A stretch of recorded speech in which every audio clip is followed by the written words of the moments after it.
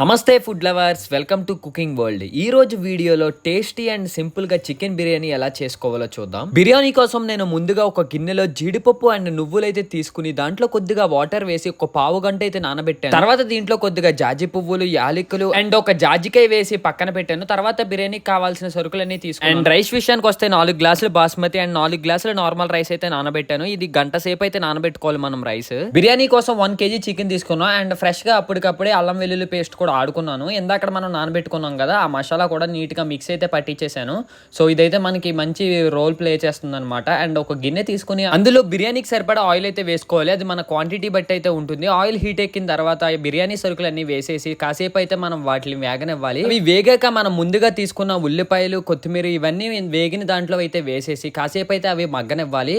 So అవి మొత్తం పచ్చి వాసన పోయేంత వరకు మగ్గాక దాంట్లో కొద్దిగా పసుపు వేసి బాగా తిప్పి సేపు స్టవ్ ని లో ఫ్లేమ్ లో పక్కన పెట్టేయాలి. తర్వాత మనం ముందుగా తీసుకున్న 1 kg చికెన్ అయితే ఇందులో వేసేసుకున్నాను. దాంట్లో చికెన్ వేసాక ఒక 2 స్పూన్స్ ఆఫ్ అల్లం వెల్లుల్లి పేస్ట్ అయితే వేసి బాగా మిక్స్ చేశాను. సో అది క్వాంటిటీ బట్టి అయితే వేసుకోవాలన్నమాట. క్వాంటిటీ ఎక్కువ కాబట్టి నేనైతే ఒక 2 స్పూన్స్ అయితే వేసాను.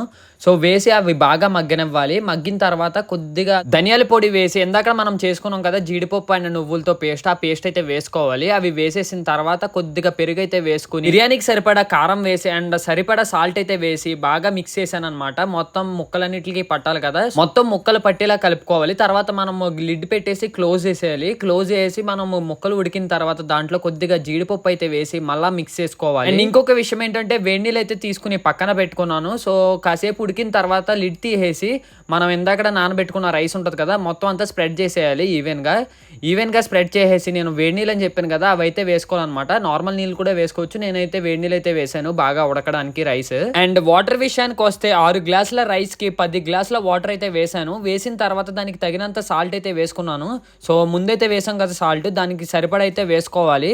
సాల్ట్ వేసి అటు ఇటు బాగా తిప్పిన తర్వాత ఒక 30 మినిట్స్ లిడ్ క్లోజ్ చేసి పక్కన పెట్టాను. కాసేపు అయిన తర్వాత ఓపెన్ చేశాక బిర్యానీ ఫ్లేవర్ కోసం కొద్దిగా పుదీనా జల్లి ఒక గరిటెతో మొత్తం బిర్యానీని అంతా సెపరేట్ చేసి పెట్టుకుంటే మన వేడి వేడి యమ్మీ చికెన్ బిర్యానీ అయితే రెడీ అయిపోయింది. అండ్ దీంతో పాటు చికెన్ కర్రీ కూడా చేసుకున్నాం. ఈ వీడియో లింక్ కింద డిస్క్రిప్షన్ లో ఇస్తాను. వీడియో నచ్చితే లైక్ చేసి సబ్స్క్రైబ్ చేయండి.